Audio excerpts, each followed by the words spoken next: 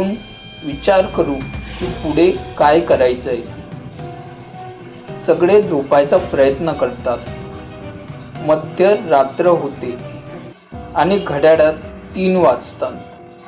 घड्याळाचा काटा तिथेच थांबतो. जोरात दरवाजा वाजण्याचा आवाज येतो. सगळे दचकतात आणि त्यांना घाम फुटतो. विनय घाबरत दरवाजा उघडतो. बघतो तर काय, बाहेर कोणीच नसतं. तसाच तो बाहेर डोकावून बघतो.